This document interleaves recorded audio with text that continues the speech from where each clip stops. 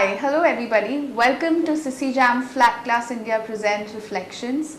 Today we have with us a very special guest, but before I introduce you to the special guest, let me tell you a little more about Sisecam. Sisecam is one of the largest producers of flat glass all across, and thank you Sisecam for having both of us here to talk about glass and reflecting over the past, present and future of design with acclaimed designers. We have with us Gautam Naik from GGAEC. Let's hear from him. Welcome on our series and lovely having you. Before we begin, I would like to know from you, how did you ignite this passion for design and how did you land up in design? Basically, I belong to a family of artists. Okay. And I have grown up looking at a lot of art, architecture also. And we used to travel a lot as a kid. And I was highly influenced with Indian temple architects and Indian palaces. Right. And, a lot of variety of things that you see around. So nature can't be, nature, I believe that God has created nature. But someone has created a lot of other things. Right. And I always wondered how all this must have been created. Because they look very sculpturous, there are a lot of colors, there's a lot of art. Right. So as I grew, I started understanding the idea of how it is done and who is doing it. And then someone told me that it's architecture that these things happen. And then I was fortunate that my mama was staying with us and we were his local guardians and he had chosen architecture. Okay. And we had the best of architecture school in Kolhapur at that time. It was Right. ranking 4th. Right. And I used to see their lifestyle. They used to travel and then there was a lot of art happening. Yeah. And then there was, our college or the way I was groomed, it was never an architectural thing. Right. It was a personality thing. Right. And it was a very cosmo crowd. So we had Right. people coming from Jammu, Delhi. We had international students coming in. And, there were a lot of activities when they do submissions or they do art. So all of them used to gather. Right. And then it was a hell of a party. So I thought architecture is art, architecture is creation, but it's also party and plus you get to travel. Wow. And I used Absolutely. to see that they used to cut short a lot on expenses, but still they used to travel. And there used to be photography scene, then there used to be workshops. Because of him, I could see all these things. Right. And I felt that it's not just study. I never had this engineering or medical kind of brain, but I was always inclined to art. I had given art exams and I used to do art. And I had thought that I will do something in art, but it has to be magnanimous and it has Right. to be giving. Right. So, a sculpture is a very small thing, or it can be a thing, it can be a piece of art. A painting can always be a canvas or Right. again a piece of art. Right. But architecture, if you look at it, it's an art which you live in Right. and it's an art which is giving. Right. And as I understood it, I thought there is none other profession in this world which could engage me in the best possible way. Absolutely. And where I will feel that I am not working actually. Right. And I am enjoying. So since then till now it's just like that. I don't feel I am working. I am just passionately enjoying whatever I I think do. that's how it should be, if work becomes fun and work becomes interesting and you're creating every day, then nothing like it, I Like think. you are also an architect, Himani, Right, and right. I know about your journey. You have Right. chosen a very different design journey. Right. And Right. architecture is also one more thing that people feel architecture is just about construction and doing things. Yeah. But architecture has many extensions. Absolutely. And architecture gives you possibilities of creating something which is beyond your vision. Right. And it is never ending. Right. So every day is different. Right. Right. There is no formula. Right. Absolutely. And that difference keeps you engaged. True. And you enjoy life with that variety and explorations that come into your life because of this profession. Right. So it's same for us. Right. So, I think you pursued a passion and then it became a reality. So from you I would like to know, how did this passion became a reality? When did you think of enrolling yourself into design, and how did that journey happen? Did you do any projects earlier which kind of converted to you forming a firm? How did that happen? Actually, the reason of coming in architecture is there are many great artists. You know, we have our own museum Okay. at my place. Like Right. it's a villa and it's designed by artists. Right. So we had musicians coming in, we had artists coming in painting, we had sculptors who used to come and stay at my place, and Right. I used to go there with them and explore art. Like we had one of the greatest sculptor friend of my grandfather. Okay. And then when he used to write, he used to take me to the forests and everything. And so architecture was there. Then since I used to love it, it became very happy thing for me, and I could do well in architecture. Right. And during my training period and after that, I used to read a lot. I'm fond of reading architecture. Okay. And at that time, Hum Dil De Chuke Sanam was made, and Right. I think Better Interiors had published work of one of the best art directors, Nitin Desai. And I was hooked to the idea. Like I said, there is masters in everything, Right. but there is no masters in art direction. That time I understood that it's called art direction.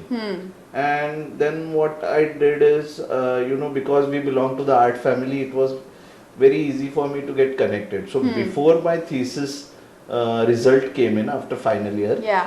I was already enrolled into his office.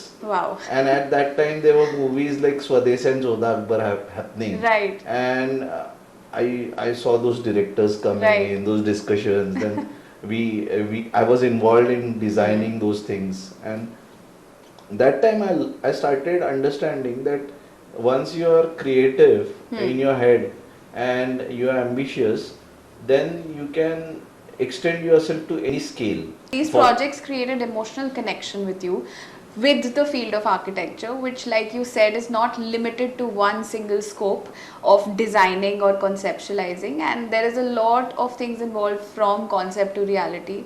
Execution has 10 different forms, and you need to be a master of all to kind of lead the way and be successful. And I think you're absolutely successful for us, and we are very happy to have you in the industry at large and seeing so many projects that are unique in their own space. So I would want to know from you, in terms of forming a design philosophy, like you've learned from different aspects, do you have a specific design philosophy that you follow, or how do you evolve with times? I'll tell you the most important word that I follow in my design philosophy is Right. context. Okay. I believe that I started with art direction, Right. In art direction, I did Marigold, a movie. And there I started understanding how a script is related to how you break a script Right. into making a movie. Right.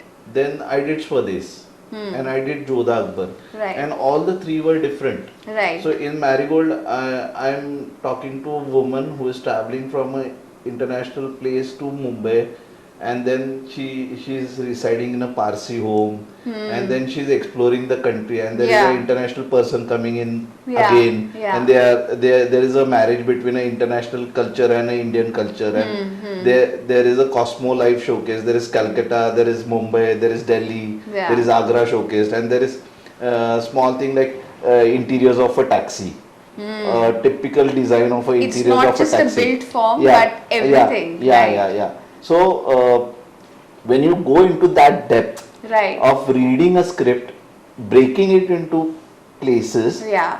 and making it happen, the same thing applies to architecture. Right. That is where I learned how to understand the context. Right. Now, what is a context? A context is a family. Absolutely. A context is a budget. A context is an area.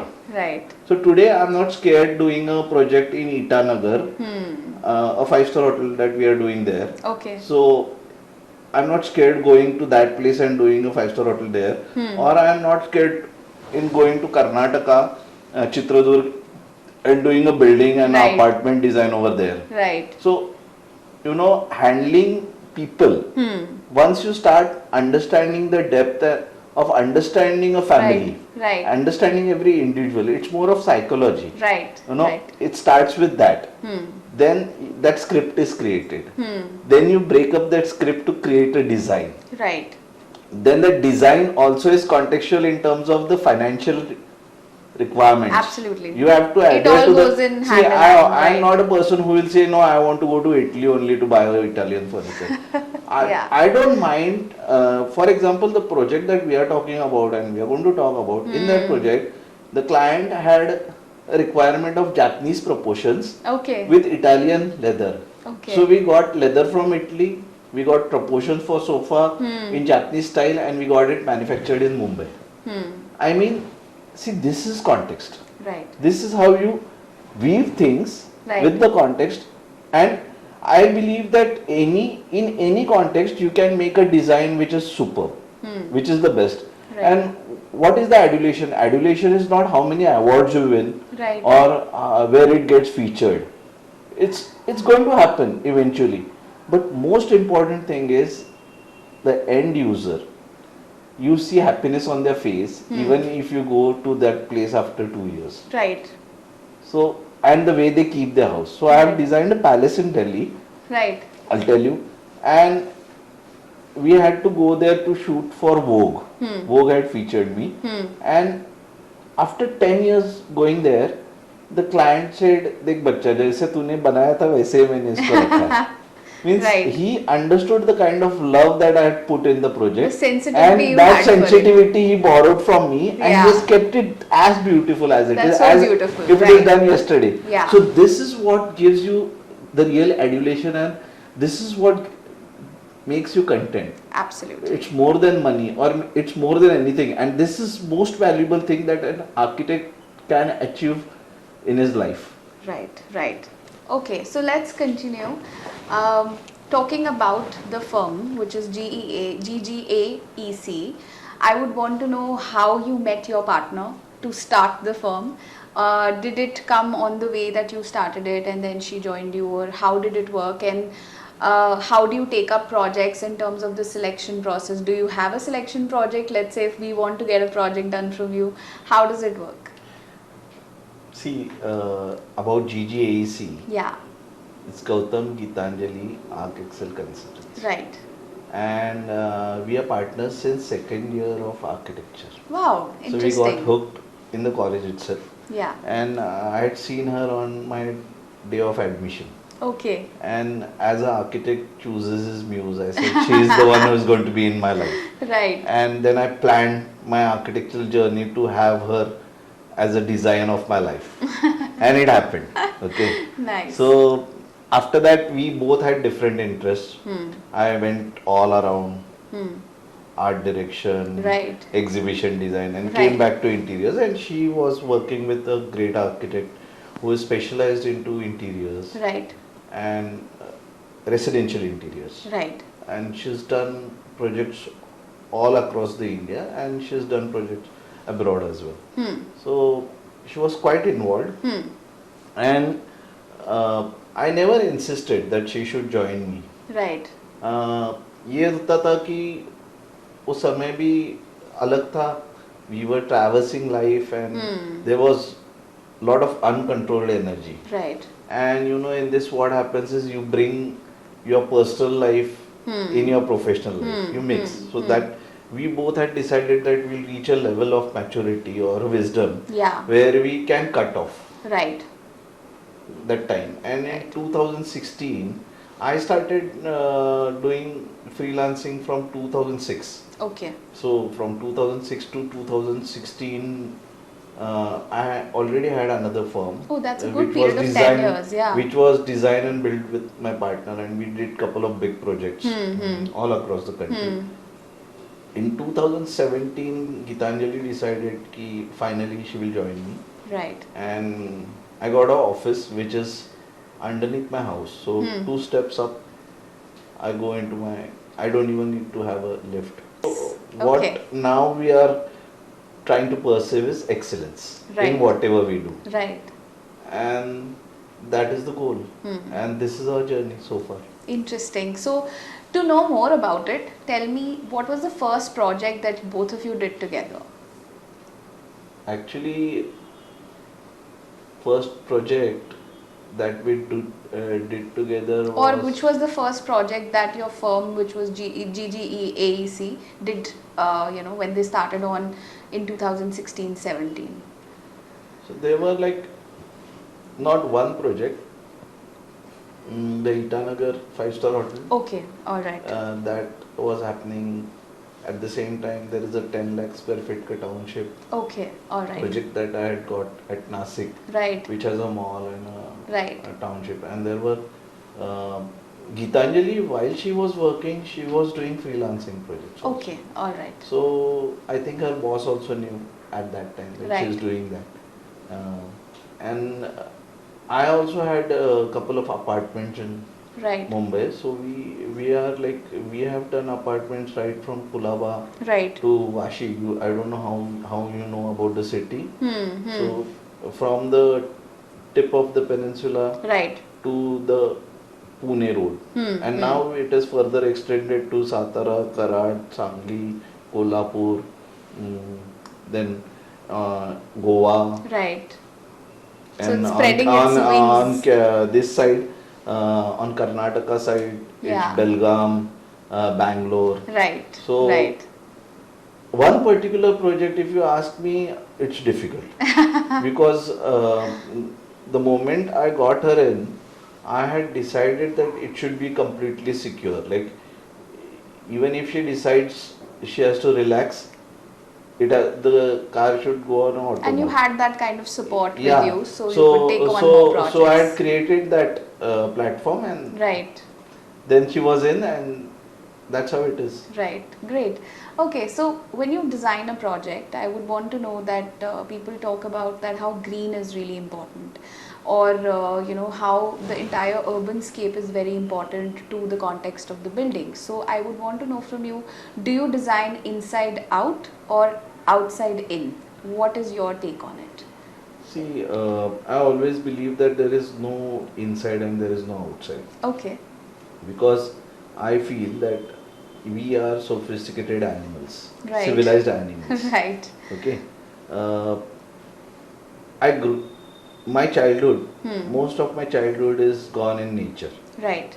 So any environment I try to create, there is a lot of greenery in it. And since we are an architect, the difference between an interior designer and an architect, Right. I feel is we are more. Our approach to design is more considering the environment, the surrounding. So it's not limited to a volume, small volume. Right. No, It like caters to the vicinity as like well. I'll give you Right. an example. When we were looking for my apartment, Right. there were 3 apartments in my same building. Okay. But the reason I got my apartment is there is this wonderful jamun tree Okay. that's just next to my living room window. Right. And squirrels and birds flock into my house. Right. And Mumbai is typically known as a concrete city. Right. Right. But if you sit there in monsoon at the point where we are sitting, if you sit there, you'll feel you are sitting in Mahabaleshwar. Okay.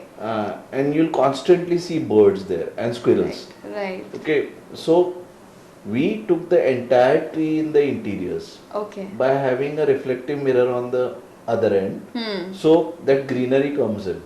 So while selecting the apartment, we saw the tree first and then the apartment. I think that's the vision of a designer who So can think so much. That's how we think of bringing in the greenery. Interesting. I think it's like he corrected us that it's not inside out or outside in. It is everything. You have to take care of nature. You have to bring everything inside and everything outside. It has to have transparency. Now, talking about transparency, let's go to what we are talking about, which is glass. Let's invite glass into our series now. Yeah. And understand from you how interior glass has played a role in your projects, and is there a pivotal project that you can talk about where you have used glass extensively in interiors? Yeah, the example that I gave you about the Greco-Italian marble, Yeah. the story of reflection started from there. Okay. So then it had to be reflective everywhere. Right. So glass came in as a very important element there. Right. Right. The idea was to, the place, the client got us, showed us that place. It was a bungalow. It was a huge 20,000 square feet plot. Right. And then there is a good villa inside it. Okay. And the problem is it's not looking like a villa because the false ceiling is low, the height is less. So we excavated the plinth. Okay. We got the floor level 1 feet down, and above we removed the false ceiling and everything, and we kept it minimal. And again we increased 1.5 feet above, so we got 12.5 feet. Interesting. So then that how to enhance it further. So we, the dining table is a 10-seater dining table. It's almost 200 kgs. Okay. But you can still move it. Two people can move it. It's designed in such a fashion. We have made it, crafted it on site. But to make it less heavy, what could we do? So the base has massing in wood, in mirror. Right. So the mirror allows the floor to merge. Right. Right. And it makes the place transparent. So the columns, there were some 1 or 2 columns which were acting like a hindrance in the project. Right. In the visuals you'll see. Yeah. So what we did is we cladded them with mirrors. So they become transparent. Right. Then we used a lot of glass in terms of loose furniture like center tables and study tables and all. What they do is they don't, when you have a bent glass table in the bedroom, you'll see that there is a bent glass table. That bent glass table occupies a corner space, but it is unseen. Okay. And you can, when the window is open, you can see the outdoor greenery reflecting on it. So it doesn't create a hindrance or a visual obstruction. Right. What glass gives you is it removes the visual obstruction. Right. And the piece of furniture is usable, but it seamlessly blends with the environment. Right. Right. Interior as well as exterior. Right. So Absolutely. in similar fashion, from the smallest accessory to the biggest furniture piece, like a study table, I told you, everything has glass inside it. Now we did a wardrobe with wicker in the same house. Now it's a retro thing, but wicker accumulates a lot of dust. Right. Right. Okay, and it's very difficult to clean. Exactly. So then we used non-reflective glass on top of it. Okay. So when from a distance you will not feel that there is any surface. So you sandwiched it. When you go in very near and touch, then you realize there is glass. Right. Right. So this house is also a house of art, I call it. There is a lot of art that I have done in it. Right. And there is a lot, the owner lady, she is also an artist. So we curated art pieces for every house, every room. Right. And those art pieces have glass on top of it, lamination. But that's non-reflective again. Right. So you can typically feel, glass has an ability. How to use a glass is a key. Right. Glass has an ability that it does not showcase itself also. Or it reflects also. Right. So it's up to you in which location how you should use it. Absolutely. So there are these wonderful light fixtures that we have, the chandeliers that we have. Right. So let's talk about glass fused with other materials. Glass is supposed to be a modern, contemporary material which people see as confined to these spaces. But do you think that these vernacular materials which you have, which are more rooted, more earthy, can also be fused with glass in a certain way? How do you use that in your project? Since you're so connected with nature, or other materials like maybe wood, exposed concrete, or any other material, how do you think that gels with glass? It depends on the application, Right. Glass can be used with resin. Right. It can be mixed with any material. Right. And you can make a wonderful accessory out of it, like glass. We use glass handles, right? Right. Then glass we use in uh, our washrooms. Right, Like as wash basins partitions can and wash wash basins, basins. shelves and all. Shelves and all are very common, but wash basins you can Right, actually blend two materials and create extremely beautiful piece of art right, right, uh, with glass. right, So I have done interiors where I've used glass. I've used the ability of glass to become something different. right. Like a glass becomes a petal of a flower, and then that glass stays on a center table, Right, and it adds as a sculpture on it. right, right, Then your light fixture is designed in such a fashion that it becomes a corner right, piece, right, and you put a stone on top of it, right. and it becomes a corner table as well as a uh, light Absolutely. fixture. Right. So Well, a lot of times people use it as skylight as well for a lot of projects. yeah, we have Yeah. used I told the Delhi house. Yeah. So we have a chandelier there of 18 feet Right. in height and Right. 16 feet in, and it's right in the center, and the lobby height is 36 feet. Okay. Okay. Now we have crafted rose windows in the dome. So what happens is when the light travels in Yeah. at different point of the day, when it's not lit up the chandelier, Hmm. so it creates a spectrum of colors Right. on the walls.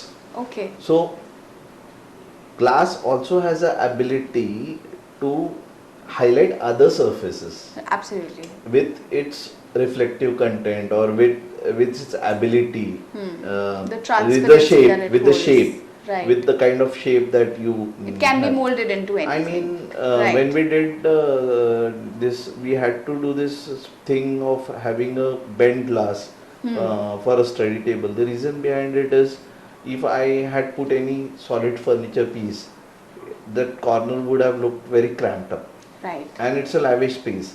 Right. So it had to be designed in such a fashion that it blends with the rest of the area, and it is secure and it is right. So but we had to put some extra accessories to it Exactly. to move it. I actually wanted to ask if you faced any challenges. Yeah, the challenges was how to move it. Right. If you move the glass directly, Yeah. it will produce scratches Right. on the ground. Right. So it has to have something. So we created a wooden base with caster wheels. Okay. So the movement becomes very easy, and the bent glass remains intact. Right. Right. So there are so many things like this, and it's endless. Glass today you don't realize, but when, for example, when one of your persons briefed me that it is related to glass and interiors, I started exploring Right. how many places we use glass in the interiors. Exactly. And then a mirror is glass, handles are glass, So absolutely wash basin is everywhere. glass, your center table is glass, your Yeah. study table is glass. Then I realized that glass is occupying so much of interior space. Absolutely. But unless and until it is pointed out, you don't realize. Exactly. Your chandeliers is glass, Right. your light fixtures is glass. Right. I mean, glass has become such a valuable and important part when it comes to interiors. Right. And unknowingly, because it is not seen, Hmm. it is there, it is not seen. Yeah. You don't realize that it occupies so much of your space. Right. But it is not just occupying. Right. It is felicitating a lot of things. Right. Right. So, I mean, it's not just me, but tomorrow, if you go and ask any interior designer about glass and use of glass in the interior, the first thing is he will not realize that he has used so much of glass. Exactly. But if he goes into the depth and goes into every room, every corner, he will realize how much glass he's used. Absolutely, absolutely. I think now, at least from today, we should stop taking glass for granted and have it used everywhere, like we already do, right? And we facilitate in a better fashion. Let's go on to a more fun segment now. Let's do a quick rapid fire with you and see and know you better in the spur of the moment, right? Okay, if not an architect, what profession you would have chosen? I had qualified myself by passing NDA exam. Okay, interesting. But I could not be a pilot because of a bone deformity. Okay, okay. So I could not be there. Right. So you would have been a Otherwise, pilot yeah, otherwise. yeah. Okay. I thought you would say artist, but That's why painter. I'm there. Yeah. That's why I'm there. It's Absolutely. a part of my life. Absolutely. So Okay. for artist, you don't practically art is something I believe that it's not taught. Right. It Right. has to be in your blood. Right. So Absolutely. it's there. Okay, so pilot then. Okay. Next, what is that one design element that you never compromise on in your projects? Doing justice to the space. Great. Okay. Biggest challenge that you have faced while working with glass? Handling it. Okay. All right. Your idea of a dream project? I always want to design house of illusions. Right. It Okay. will bring me close to art direction, and I want to understand how that will accommodate practicality in one's life. Right. So it can be a museum of house of illusion, like Draupadi ka ghar tha na, Right. वैसा. Right. Nice. And it is a museum concept, and it is ever changing. Right. And I feel that I should get an opportunity to design some space like this, Right. where you are thrown into a challenge where you yourself don't know how that space is going to turn up, because that space does not have a confinement in terms of context. Right. So it can be a living room with a cave, and then it can be a water body with a palace coming out of it. Right. Right. Okay. So, 3 words of advice for new architects or young professionals coming in. God is in details. Nice. Interesting. 4 words. Okay. Okay, we'll do with that. Okay, so let's wrap this up, but I would have one more question for you. Tell us that if you've had a design reflection moment, since this is a reflection series, so have you had a design reflection moment till now in your career, or are you still waiting for one, or have you had many reflective moments? Sometimes I feel that I'm destined to be an architect. Right. And I'm destined to have, God has blessed me with a lot of good things. Like a reflection moment, it can be a dream moment or a dream come true moment. Right. And the kind of projects that I've got, some projects are so exciting, like you can't believe that you are already there. Like your sites are so amazing. Like when I got this project of from Neswadia for master planning, Right. it is 350 acres at Uti and 2,500 acres at Kurg. Beautiful places. Yeah. And these places are like actually the experience of having such places, going to such places and exploring ideas there. Right. You don't feel you're working, actually you're on a vacation. Or the Right. 5-star hotel that I did at Itanagar, designed at Itanagar. So the journey that I used to take going there, and opportunity is also great, doing Yeah. a 5-star hotel or doing a master planning, but the experiences that you have with have doing this, Right. you know, are much beyond material form or thinking about just architecture in terms of technology or application. Right. These experiences are non-repetitive. So they reflect good on your life, Right. and they create wonders in you. And I'm looking forward for such journeys more and more. Right. And things are happening, Right. like how we are sitting and having this discussion. Absolutely. Thank you so much. Thank you so much for joining us and giving us a valuable insight into your journey and your life. And thank you everybody for joining us at Sisecam Flat Class India presents Reflections, and we'll see you again. Thank you.